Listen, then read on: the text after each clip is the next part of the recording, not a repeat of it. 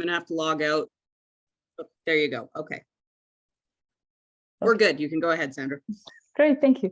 So I say we, and you will hear me say we because it's a project that a lot of people have been involved. One of the person is Steve Cote, who's been involved in the project for much longer than me. And in the presentation today, I'll show you some results of one of our students, Roxane Turgeon, who's done some really nice research on mountain goats. And that's the most recent research that comes out of this study. So I will show you this today. I will talk to you about the long-term project. So there'll be some information about how it started and some of the early research and some of the new results. I was told to talk a bit about who I am first. So I'm a professor now at Laval University in Quebec. And I'm a professor and I study mountain goats, but I'm also much active outside. I'm happy outside, as you'll see with all these pictures.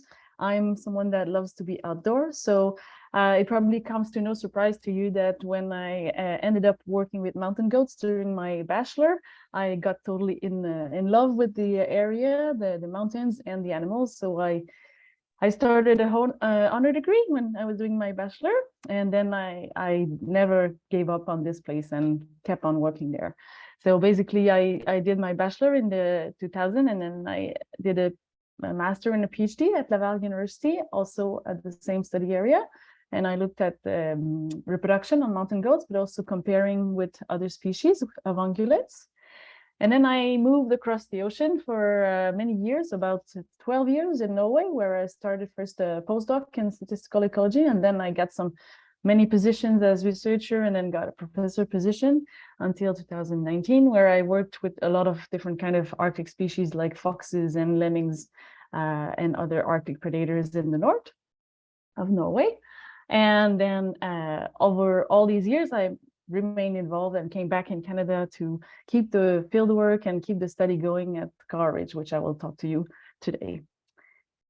And so I came back to Canada in 2019 as a professor, and that's when I kept pushing even more the project on mountain goats at College. And many of you maybe have seen this book, and that's where the study that's mainly based on the research from the College study. And that's a study where we used, and I will say I will say we again, but there's a lot of people, like this book is from Marco Festa-Bianchi and Steve Cote, who started the study in the beginning. And so we used a long-term approach on this research area for understanding population dynamics, and looking in the book, they discuss more about age and sex-specific survival and reproduction, but you'll see, I'll show you much more than just that, what we look at this study area. So just a bit of history of what prompted the study. In the 80s in Alberta, there was a lot of declines in the goat populations, even though there was quite conservative harvest rate in Alberta. And so they closed completely the hunting in 87, and they started the study area at College to look at recruitment of breeding females. And they wanted to use a longitudinal approach of marking individuals to try to really understand a bit better what was going on by having marked individuals. And as you'll see throughout the presentation, it's quite an advantage to be able to follow individuals that are marked throughout their life. So this is what the coverage looks like. You have a little picture here of Canada, and it's really located kind of at the elbow of Alberta, between Alberta and BC. So we're really at the end here of at the west end of the Alberta, in central Alberta. And that's what it looks like when we arrive in May. Most times it's fully covered with snow. And in the summer, that's mostly what it looks like. And they do use the mountaintops, as most of you probably already know. And they have lots of forest patches that they try to avoid, but they do have to cross to go to other mountaintops. So that's what the study looks like. And we have a big capture area where it's actually an old drilling site where they've been putting a lot of grease in the ground. So they've been attracted to this since the 60s. They have been doing this, and then they closed the site. But since the grease was still in the ground, they were used to come to that site to lick that Greece. So that's where they put the traps in 1988 to try to see if they would be able to capture goats. And that really worked well. And since then we captured the goats, and that really allows us, as you can see on this, to put colors and tags. And really, with the system we have, we can only capture the animals we want, because we don't want to capture kids because there's a risk of abandonment, and also females that are reproducing, and so on and so on. So we only select individuals that we want. And since 1993, we have more than 98% of the population that is marked. So that's really useful when we try to follow everything that happens in the individual for the individuals throughout their life. So it gives us a population where we can, when we go in the field, see who's who by having these individual marks on these animals. And what's also really neat is since 2000, we have installed 3 platform scales on the capture site, which is also baited with salt, and the animals are jumping on the scale, and we can gain some information on body mass throughout the summer without having to handle animals. So that's really, really golden data for us, because before that we had to capture animals to have body mass for each individual. So now we can use a lot more information to study variation in population dynamics and life history traits. So overall, we have this population that is followed since 1988, that individuals are marked, we know their age, we can follow their life history traits, so reproduction, survival, body mass from birth to death. And we also, this is quite unique in the sense that over all these years, we have some study designs where we study the behavioral ecology of the animals. So we do have a very long database of all the behaviors that the animals are performing during the summer when we're there. We have some years with the rut, but mostly it's in the summer. So we can have long-term data on behavioral ecology, which is something that is not so common in long-term studies. So to show you a bit what the populations look like, this is where it started, and we have seen quite steady increase from the year 1989 to about 2008, where the populations was reaching a peak, and then we had a sharp decline in the years after that.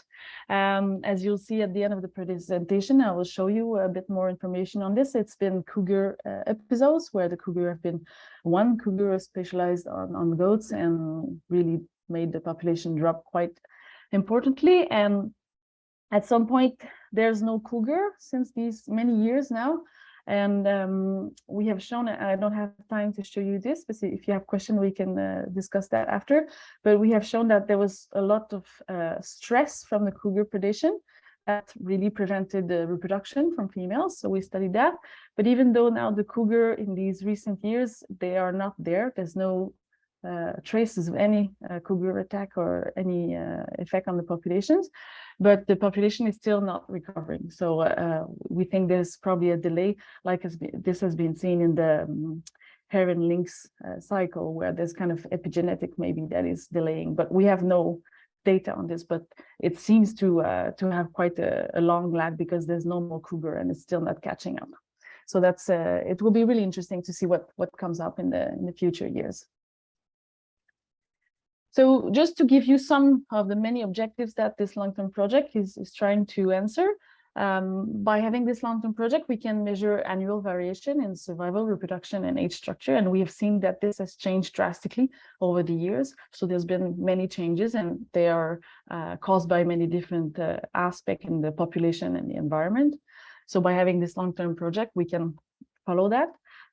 We've been able to model population dynamics and assess what was causes of these different fluctuation. And one of the big study we did in the early years was to try to model the dynamics, so we could give some we did some management scenarios, and we could give some advice for the management in Alberta of mountain goats to try to improve the numbers for limiting hunting in some of the populations where there was more possibilities for harvests. We also are quite interested in individual variation, and I will show you some results regarding this. There's been a lot of studies on genetic variation as well, because we collect DNA when we capture animals. And like I say, we have lots of data on behavioral ecology, and I'll show you some of the examples on this. So it's a quite short presentation, but I will show you some snapshots of some results to give you an idea of what we've gained as insights in this study. So one of the first topic that interested me when I was doing my honor degree was to try to understand what was different between lactating and non-lactating females. And one of the aspects I was interested in is trying to see if females would be behaving more safely when they have young at heel. So what you see here is what I call the standardized distance to escape terrain. So basically is within a big group, the center would be 0, and a female that is closer to the escape terrain would have a negative sign, and a female that is further away in the group would have a positive sign, so plus 10 meters away from the escape terrain from the center of the group. And so what we see is that for females with young or in blue or without in red, there's not much difference during the months of July, August, and September. So the females are randomly placed at distance that are similar between them compared to the escape terrain. But in June, we see that there's a quite strong difference. So there's about 15 to 20 meters difference between females that have an offspring that are staying closer to the escape terrain compared to females that do not have an offspring that are moving further away from the escape terrain. And so this is the period of the year where the offspring are the most vulnerable. So that seems to indicate that females are adjusting their behavior during the most vulnerable part when the offspring are young. In my master and PhD, I was mostly looking at the cost of reproduction and population dynamic, but I was also very interested in understanding individual variation. And I'm going to show you just one example here. The cost of reproduction is saying that if a female is reproducing or not 1 year, then the next year there might be less chances, for example, of reproducing again or survival and so on. And here I'm showing you the probability of reproducing in 1 year, depending on if a female had not had a kid the year before in blue, or if she had a kid in red. And this is put in relation with a quality index. And the quality index is a PCA we did, which separated individuals that were heavy and quite dominant with the higher scores compared to individuals that were light and not so dominant, so subordinates.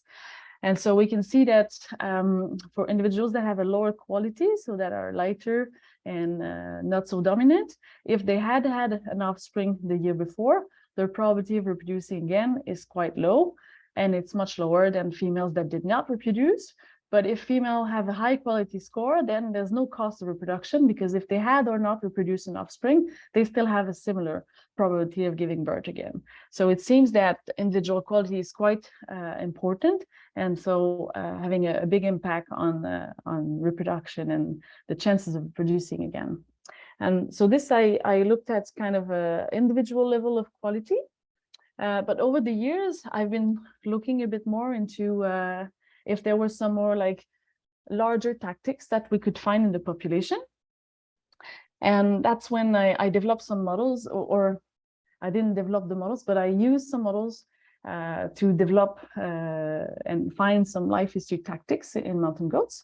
And so it's basically, I can discuss later about the models if you're interested, but it's basically looking at many traits at the same time and try to see if there are groups that are following different patterns. And here I looked at mass and reproduction in females, and here you have the graph for mass as a function of year, and the model gave us 3 grouping, one blue, red, and black that I've illustrated here, and it's the same grouping that I show you in blue, red, and black here, so it's the same group of individuals.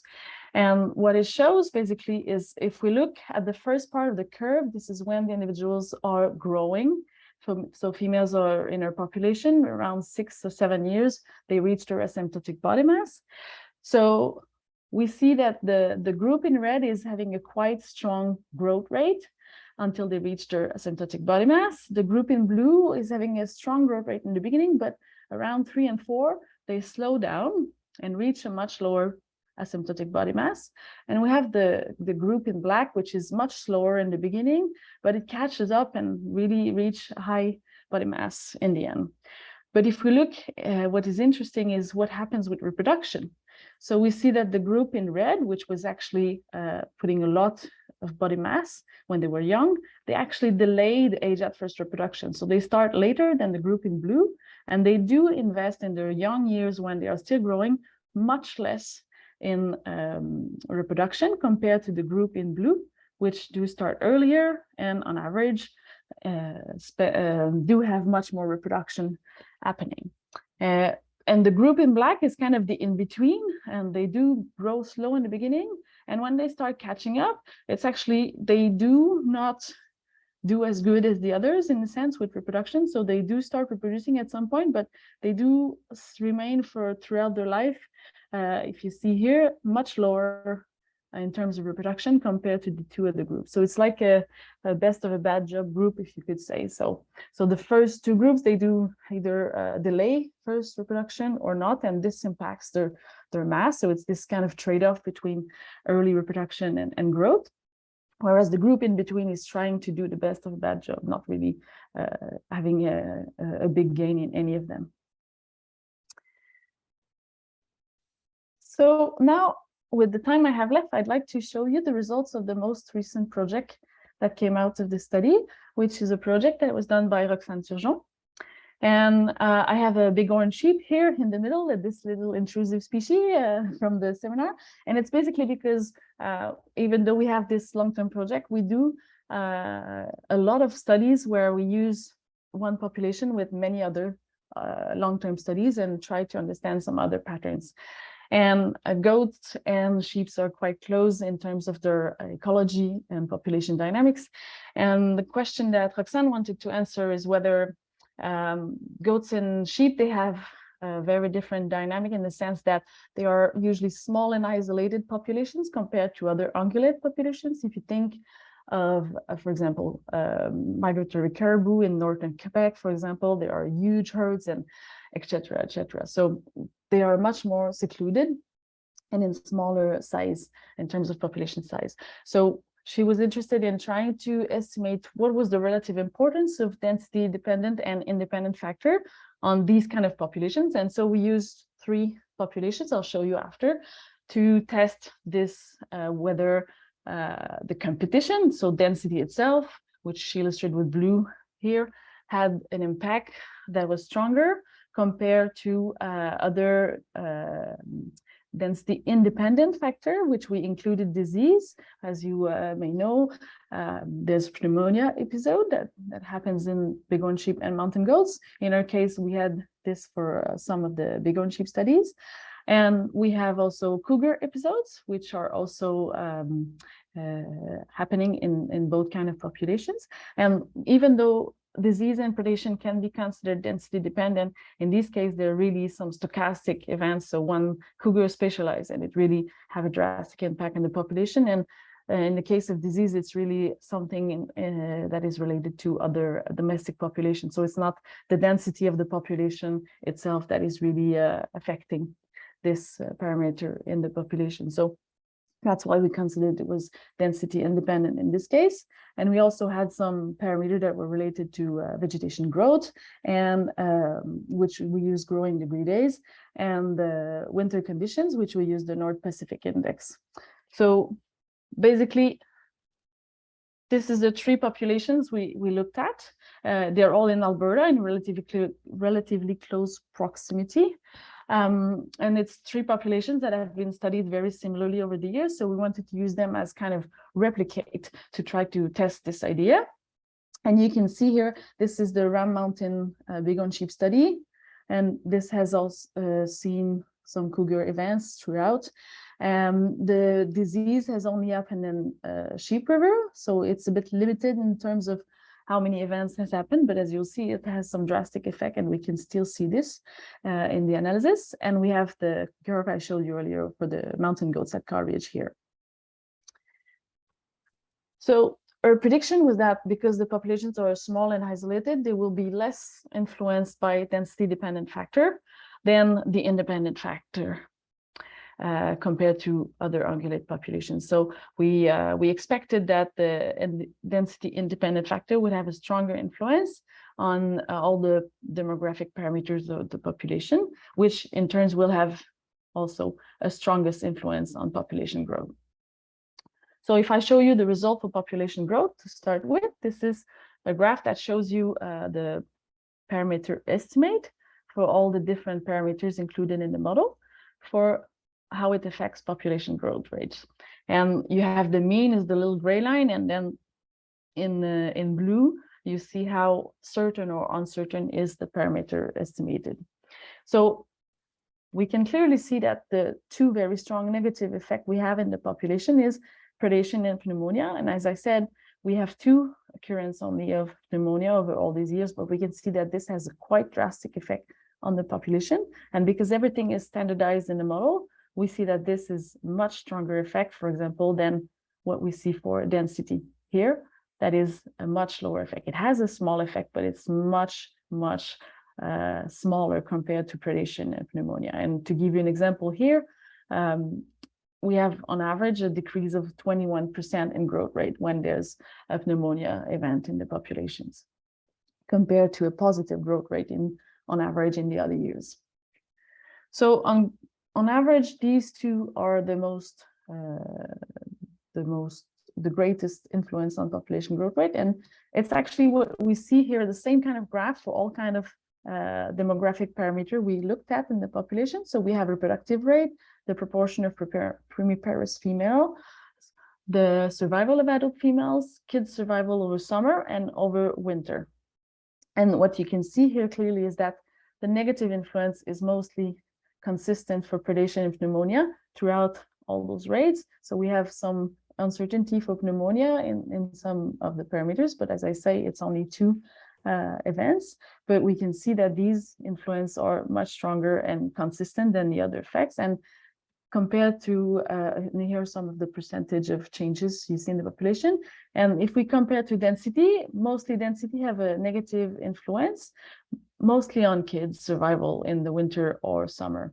So that's mostly where this impact is most important. And this is actually the first level when we expect density dependence. It's expected to first affect kids, and then the proportion of reproducing females, and then it will affect the survival. So we really see this only at the first level, so which is also telling us that this is not the strongest influence on the population dynamics, and it's really those stochastic events where pneumonia and predation can really have drastic decline in the population by affecting all population parameters.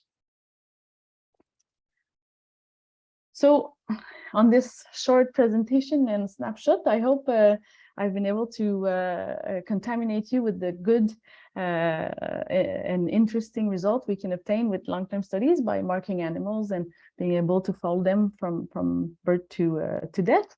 And so, and I hope I've convinced you that this project is important to understand population demography, behavioral ecology, and life history variation. And the fact that it's ongoing, it's key to many of the insights we can gain, because all these elements that we study, demography, ecology, population ecology, and behavioral ecology, they are things that are changing through time. So it allows us to see how these changes are happening and try to understand why they are changing and so on. And so the long-term study of the study, the long-term part of the study is quite key to what we study and all the results we obtain. So on that, I'd like to thank all the people that have helped this project throughout the years. They are very numerous, in particular Kirby Smith, who started the project with Marco Pestabianche in the first years, and all the students who helped over all these years every summer to come and collect the data, and all the financial partners that have been helping over the years, and in particular Rocky Mountain Goat Alliance, who's been really appreciated in the recent years. And I'd like to thank you for your attention, and I'll be happy to answer some questions. Awesome. Thank you, Sandra. Yeah, we do have a couple of questions here in the comments. You talked quite a bit about predation, but our first question was, have there been any incidents of eagles killing lambs? No. We have a small notes I wrote in the early years. We've seen lots of golden eagle attacks, but never any eagle has been able to get goats on their study area. But we do have a study area where we don't have some huge cliffs compared to other study areas. So that might be that they haven't been able to really knock them off cliffs and do a successful attack. But at their site, no. Okay. The next question is yours, Kevin. So I don't know if you want to say it out loud as well, or if you want me to read it from the comments. Well, I think, Sandra, you touched on it, but I was just curious, like at Round Mountain, as the bighorn population and density fluctuated, that had bearing on age of first reproduction, horn growth, et cetera, et cetera. And I was just curious if you saw that, but I typed that before you got to your slide. So I was one jump ahead of you. I think you answered part of that question. But Okay, I haven't seen your question. I have to look at. it's just, I just asked if the density change influenced. For the mountain goats, Yes. we still need to look at this into detail, but yes, but not to such a strong change as we've seen in Ram Mountain. But in the recent year, I mean, we have some extremes which we've never seen before. So before it used to be between 3 and 7, and now we have some females that started at 10 for the first time. So that's some extremes we've never seen before, but the average hasn't changed as drastically as we've seen for bighorn sheep, which was 2 years more. We've seen about 1 year, but we need to, we haven't done a proper analysis on this, but that's what we see with the averages. Yeah, good. And then if I may, a follow-up question, that specialist cougar that got good at taking mountain goats. Do you recall, do you know the age and sex of that animal, that cougar? No, but we have some camera traps, and we did share some pictures with some conservation officers in Grand Cache, the town that is close to that. And there was a cougar with a leg on the head of a big male mountain goat. And he looked at this and he said, this is a really big male cougar. So I don't know cougar much, but he does. He has captured a lot. And he said that we had a really big male. He was successful, unfortunately. Yes, and then our last question, do you have any idea what genetics has to do with reproductive success versus just body weight and health factors? It's a good question because I'm not the genetic person so much out of this, but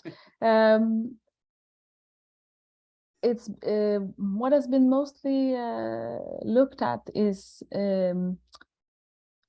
whether reproductive success was affected by body mass and how it affected individuals. But linking all this together to say which one would be more important, I don't think we have an answer to that. No, I'm sorry. That's all right. That's where the answer of more research is needed comes in. Yeah. Yeah, Kevin? So Sandra, following up on that, is CAW really considered a closed population where there's no immigration in from adjoining goats? There are immigration and emigration, mostly young males. We haven't seen adult females or kids moving, but we have some years we have many young males leaving, and some years we have a few males coming. So it's not every year, but if you would say on average, we'd have one coming or leaving. So it's not a huge number. So it's not a completely closed population. It's enough for genetic new blood, if you would say this way, but it's not huge in terms of population dynamics. Okay. All right, I am not seeing any more questions, nor am I seeing any hands up. So I think we will. Stacey, I had a quick question. Oh, sorry, Greg, totally missed That's yours. all right. You were in the far corner. That's okay. So was just kind of a little bit more about the predation. Just kind of curious, as I had mentioned, the population here in the Black Hills has declined, and there's a lot of questions still around it. And predation is obviously one that's out there because of a strong mountain lion population down here. Was there terrain that seemed to be, or the you had mentioned them not liking to go through the forested areas, but they had to. Was that typical where that sometimes that predation would happen, or was it really random and just kind of unexpected? In the forest, they try to avoid it as much as they can for mostly wolves and bears, which is something they've always had as predators. But cougars is a fully different story. They will go anywhere. They ambush in the cliffs. They are so agile. They are very, very efficient predators. So I wouldn't say that they don't stand a chance with the cougar, but they don't stand much chance compared to bears or wolves. And the cougars go in any kind of habitats. Thank you. Okay, I'm looking more closely this time to make sure there's no hands that I didn't see.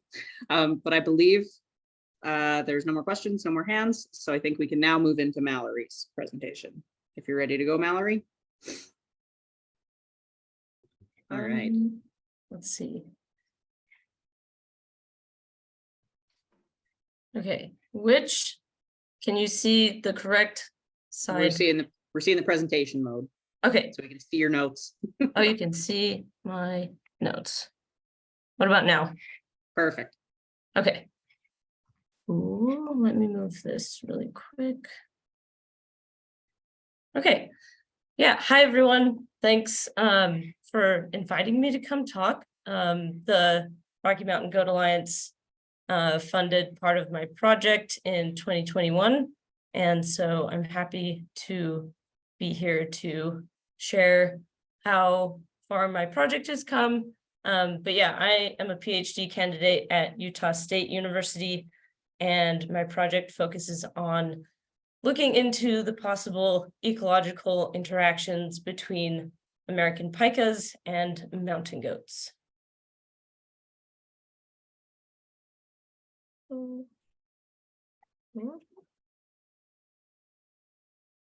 Okay, there we go. So different animals can interact within an ecosystem to help support biodiversity and functioning ecosystems. So these interactions between species within trophic levels are important to understand so that we can better conserve these species and these alpine habitats into the future. So my project focuses on these interactions between American pikas and mountain goats, which have never been studied, and interactions between pikas have also never really been studied. So it's kind of a fun, unique project that I am really excited about. So pikas and mountain goats typically occur in high alpine terrain in Western North America. If you don't know what a pika is, they are a small alpine, or typically alpine herbivore. They're lagomorphs, so they're more closely related to rabbits and hares than they are to things like rodents, despite their looks. And they live in rocky outcrops called talus slopes, and they use those talus slopes to avoid predation and extreme temperatures. And I'm sure you all know what a mountain goat is, but it's really interesting because mountain goats are one of the least studied ungulates in North America. They're also just very charismatic, of course. So yeah, again, I'm really excited to join these two species that I love and figure out more about their natural history. Okay, so these species are both naturally co-occurring through much of their ranges. So here we have mapped on this map of North America, the range of the American pika, which extends into British Columbia, down through the United States, with populations going as far south as Southern California in the Sierra Nevada and into New Mexico. And then if we map on top of that, the modern day mountain goat range, we see that they do overlap in parts of their range in British Columbia and parts of the United States. And as we're all aware, mountain goat ranges have been extended through transplant efforts. So we can see that these species overlap more and more in these little spots throughout North America, extending far down south to the southern edge of both species range. And these southern populations of pikas and these isolated populations of pikas are interesting because, well, both pikas and mountain goats are thought to be vulnerable to the effects of climate change, at least in some of their populations and in part of their ranges. And pikas are predicted to be the most vulnerable in really isolated areas. And so I kind of chose the La Salle Mountains. It's a really isolated mountain range and just a really, really unique environment. So if you've never been down there, it's really beautiful. We have these towering alpine mountains going up to about 12,000 feet, and they're surrounded actually by 40 miles of red rock desert canyons on either side. So like I said, it's a super unique habitat compared to other mountain ranges where these two overlap. And being isolated, neither of these species really has an opportunity to disperse to other mountain ranges in the case of climate change or any other reason. But so mountain goats were introduced in 2013, and the pikas now share space and resources with introduced mountain goats. So the big question of my PhD research is, what are the ecological interactions between mountain goats and pikas? And I had someone ask me this today. They were like, so what are the interactions? And we don't know if there are any or what is going on. So that's what I'm really trying to get at. But there's three big possible interactions that might be going on here. And the first one is they could be competing for resources or space use directly. The second possibility is a really interesting one, at least in my opinion, but they could be facilitating each other. So facilitation often happens when you have a large grazer come in and maintain what we call grazing lawns, which are areas of young, nutritious, and short forage that other species can then take advantage of. And when you have both species feeding in the same area, through defecation and urination, they're contributing to rejuvenation of nutrients on the landscape. And then the last possibility is resource partitioning. So resource partitioning is just when these two species either choose totally separate food sources or different parts of the same food source. And this typically arises with a coevolutionary history where they were at once competing, but then through resource partitioning, they kind of found a way to avoid competition. So because of their shared evolutionary history, it seems like there's some sort of mechanism going on that allows them to coexist in their modern day range. But I am looking at this introduced population, so it should be interesting to see what I find. And so just a little schematic of what each of these might look like. So we have these two animals feeding on the same resource. Eventually, as long as, like if resources become limited, this could lead to a reduced feeding opportunity for both species.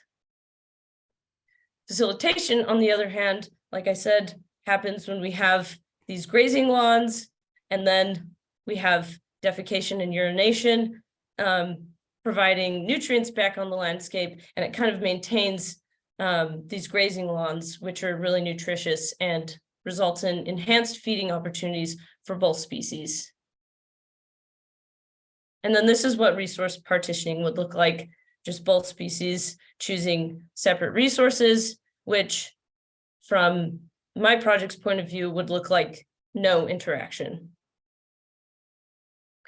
And so you may be wondering why I am doing this. I have worked with pikas for the last 12 years, and I did some ungulate work for my master's, and I kind of wanted to join these two interests of mine. And I was out trapping pikas in the LaSalle Mountains just a few years after the mountain goats had arrived. And I noticed the mountain goats spending a lot of time near the talus edge, which is where the pikas forage. And I just thought, I wonder if like anything's going on. Nobody's really looked into this. And then 2 years later, I started a PhD on it. So it's been fun. But anyway, if you go out into the LaSalle Mountains, you might see something like this. So we have these talus patches, which pikas live in, and they run out from the talus to both feed directly and also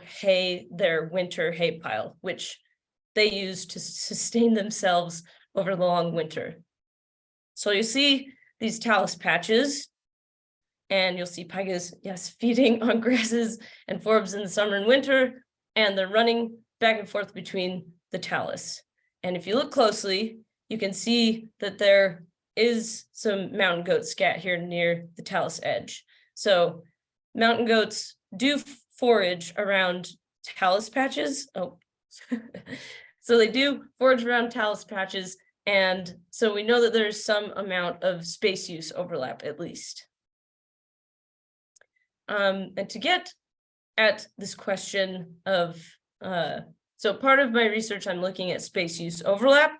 And to do that, here, I'm going to show you a video, but we go out, hike into the mountains, sit down next to a talus patch, and the first piece of data that we are recording is the pikas giving up distance, which is basically just the distance that the animal will run out into an alpine meadow from the talus edge. And I'll kind of tell you why we're doing this in a moment, but hopefully this video works.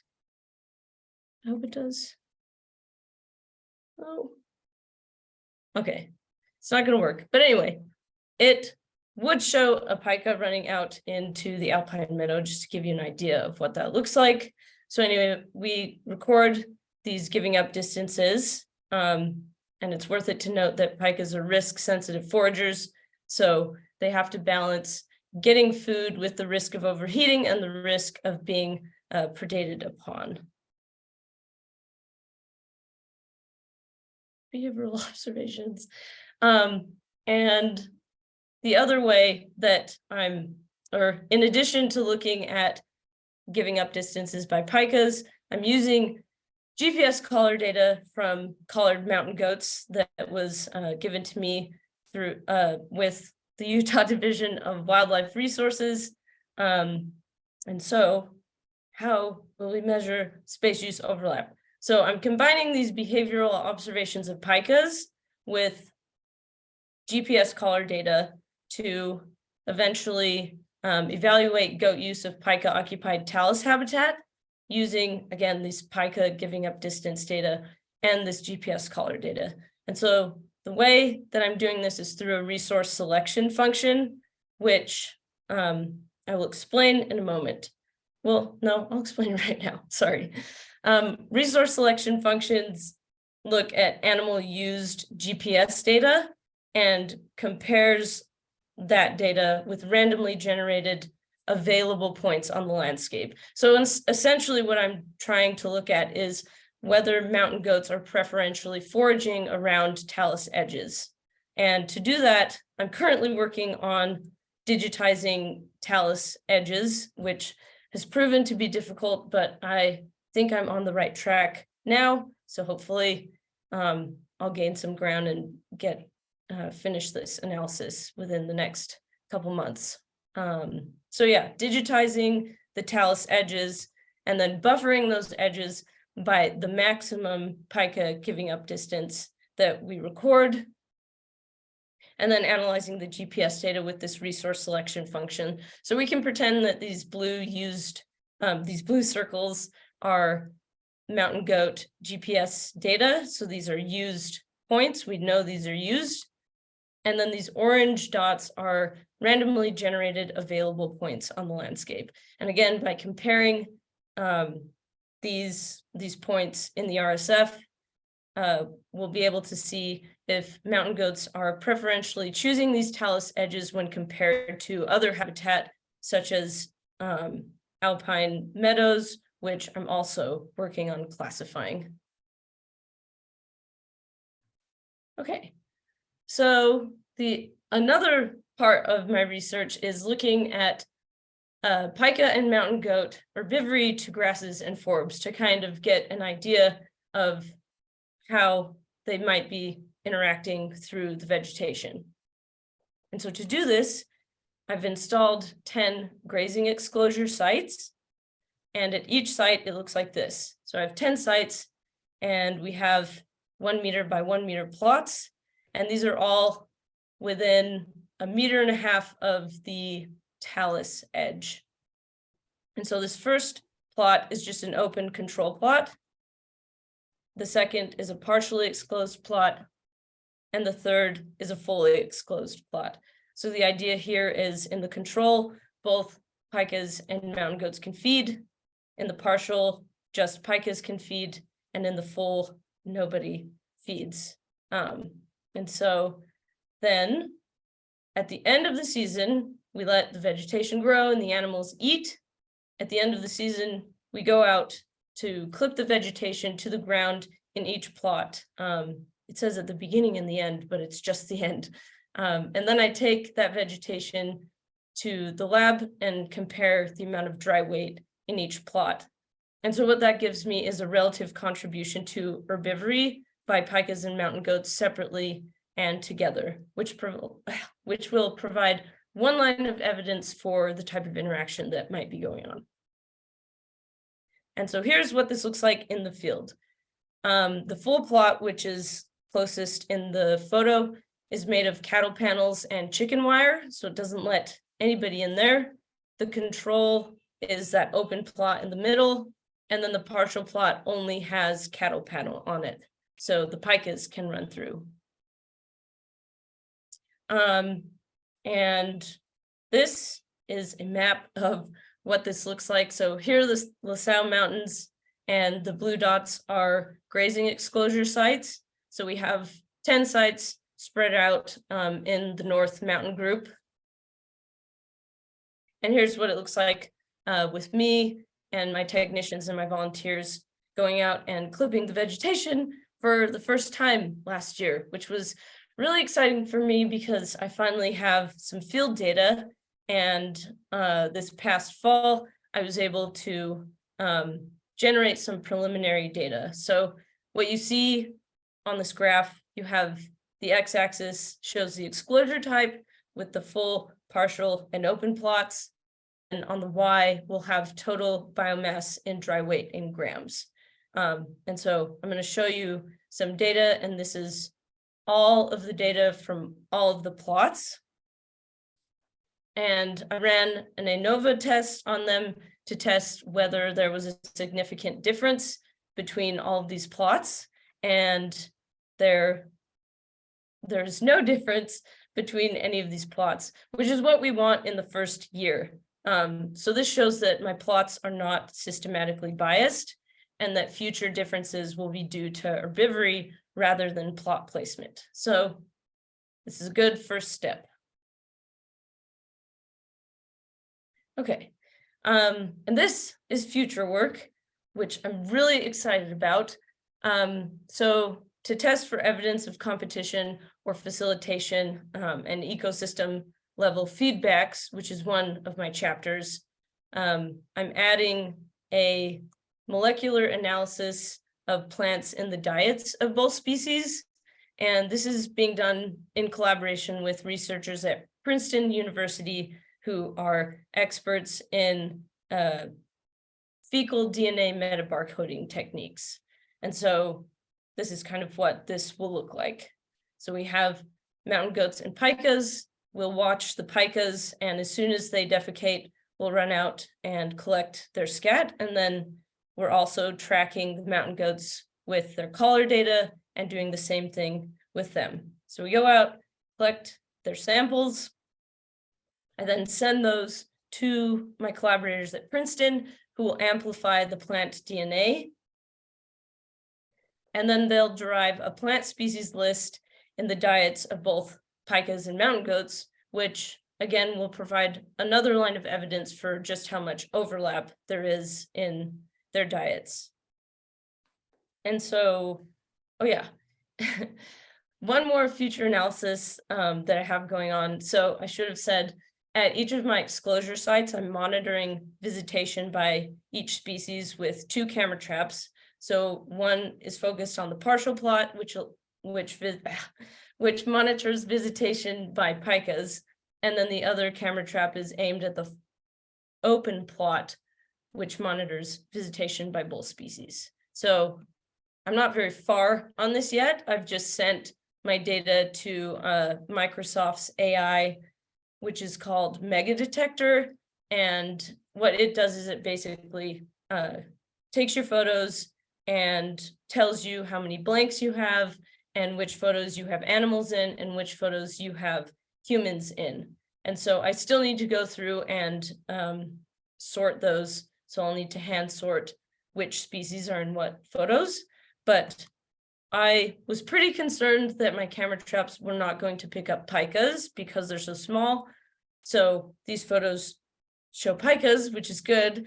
And I was also worried that the pikas would not go in the grazing exclosures. And as you can see from the top left photo, the pika is in there actively foraging. So it's doing its job. And I wasn't really worried about mountain goats being captured on camera traps. And here we have a bunch of mountain goats, which was really fun. They can be pretty elusive in the field, and we did not track them this past season. So it was just at least more confirmation that these animals are using these areas and that I should do this PhD. And then just for fun, I have some non-focal species to share. So we have a black bear, a little bird, we had some elk, and we had a lot of marmots actually, which was interesting. And I'm going to be analyzing relative visitation rates by all species. So at least with the marmot, which is the one that I think is probably adding some noise into the grazing exclosure data, I'll be able to kind of correct for that by showing the visitation rates by all of these species. And then I have some cheesy trivia that I hope that people are into, and then my talk will be over. So let's see. Okay. So I haven't really given you much background on this, but maybe people can remember from the beginning. Which animal is more closely related to a pika? And you can keep this to yourself or write it in the chat or whatever you like. So first option is wood rat. We'll call that A. Option B is rabbit. Option C is a squirrel. And option D is a potato, because pikas are about the size of a russet potato. So I'll give you a moment to think. And your time is up for thinking. If you said B, rabbit, then if I was in person, I would throw you a bit of candy. So good job. Okay, a potato-sized pika collects 62 pounds of food in 3 months. How much food do we think this would be in human terms? We have 200 pounds, 2,000 pounds, 20,000 pounds, or 200,000 pounds. So again, I'll let you ponder for a couple seconds. Take your guesses if you want to. And the answer is 20,000 pounds. So this is actually the equivalent to 5,000 trips to the grocery store in 3 months for humans. So if you can imagine making those 5,000 trips and walking through the grocery store with a bunch of heads of lettuce in your mouth, you can imagine kind of the hardiness that is a pika. Okay, so we're to mountain goat trivia, which I'm sure, or at least I would think that everybody here would know the answers to these, but no shame. So which of these is most closely related to mountain goats? We have a domestic goat, A, B, the Himalayan goral, C, a bighorn sheep, and D, a domestic sheep. So again, clock is ticking, and the answer is the Himalayan goral. So yeah, mountain goats are actually not true goats. They are in the tribe Rupicaprinae and are more closely related to the Himalayan goral, and they're called goat antelopes, which I did not know for a long time in my life, so that was fun to learn. Okay, so which of these goats is not the same as the others? I'm not even really giving you much here, but which is not the same? So we have A, B, C, and D. And I think I stole this from the Rocky Mountain Goat Alliance Instagram, so thank you. Okay, gonna get the answer here. If you guessed C, then you would be correct. This goat is a billy, while the rest are nannies. Mountain goats are very hard to identify in the field, at least for me in the beginning, but you can tell he has a thicker horn mass here, and the females generally have a thinner horn mass. Okay, we have one more, and then I think I might be done. So one more. Is this a billy or a nanny?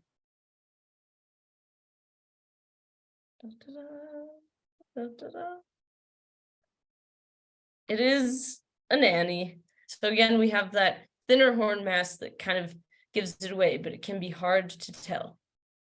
Okay, so to close out, I just want to thank the U.S. Forest Service and the Utah Division of Wildlife. I came to them with this idea, and they've been so helpful to me, so thanks very much to them. And I can't not give a shout out to all of my amazing help, my field research assistants, and my collaborator, Johanna Varner. And finally, my funding groups. So especially the Rocky Mountain Goat Alliance, they really funded me in the first year, which truly was very helpful to get this project up off the ground. It allowed me to pay for a research technician, and then NSF, the American Society of Mammalogists, and the Canyonlands Natural History Association. And now, if anyone has questions, I would be happy to take them. Excellent. I enjoyed that trivia. That was fun. We do have a question further up in the comments. So pika are a food source for bears and other predators in areas where they coexist. Is there any link between heavy predation on populations of pika and predation on mountain goats? Or in other words, if there's an abundance of pikas and they draw a bunch of predators, would those predators prey on the mountain goats as well? That is a really good question. It's actually one that I got in my comprehensive exams. So hopefully I am adept to answer this. But pikas, I don't really think, so we call that a parent competition when another species attracts a predator of another species, which puts the other species at a greater risk of being predated upon. But I don't think that that's really happening between these two. So the main predator of American pikas is the weasel, and mountain goats, at least in my area, are pretty released from predation. I talked to the Division of Wildlife, and they haven't really seen many mountain goat kills, or mountain goat kills by cougars. But yeah, I would expect, at least in my area, cougars to be the #1 predator of mountain goats. My advisor questioned me about golden eagles, and from what I know, they're not very successful at predating upon mountain goat kids, and they're not, I mean, they get pikas, but they don't get them very often. So yeah, that was a really good question, and I think that there's not much apparent competition going on. All right. Is there any other, Kevin? You look like you've got a question in mind. So Mallory, in an evolutionary sense, if the mountain goats were introduced in the La Salles a decade ago, that's really not very long to both be on the same landscapes.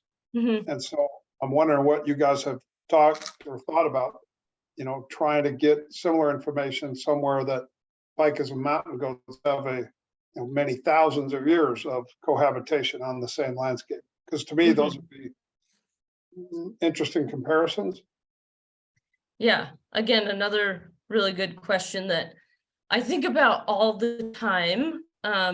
Because yeah, I guess like you said, in their recent history, they, at least in this area, have not been cohabitating. I think the thing that I think about a lot is that there were bighorn sheep in the La Salles. So it makes me wonder if the pikas in the La Salles are at least recently kind of, I don't really want to say used to, but I think I might say that, but used to a large grazer in their area. So, but even that, mountain goats and sheep have a lot of similarities, but they also have differences in their behavior.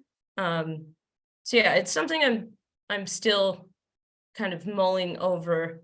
But I guess generally thinking about their coevolutionary history, like maybe the fact that many years ago in the La Salles, maybe mountain goats were there, and yeah, maybe their coevolutionary history just kind of stays with them and allows them to coexist. But yeah, does that answer your question?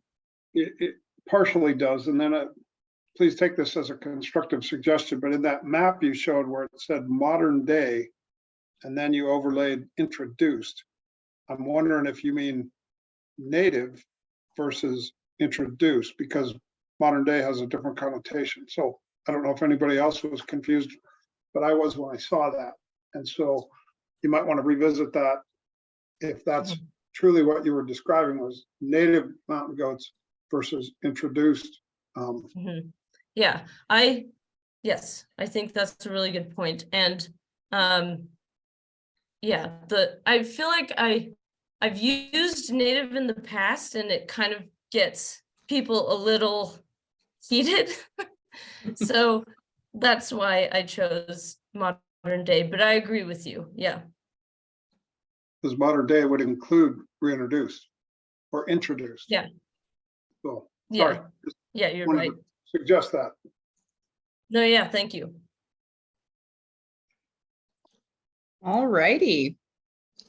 I am not seeing any more hands. Is there any other questions? I'm not seeing any other questions in the chat. All right. So with that, that brings us to the end of our webinar tonight. Thank you so much, Mallory and Sandra, and thank you, Greg, for the introduction. Oh, yes, Kevin. Stacy, while a dozen or more folks are on here, we've selected the dates for the 2024 Northern Wild Sheep and Goat Council. Of course, it's every 2 years. In 2020, it was in Alberta, 22 in Jackson Hole, Wyoming.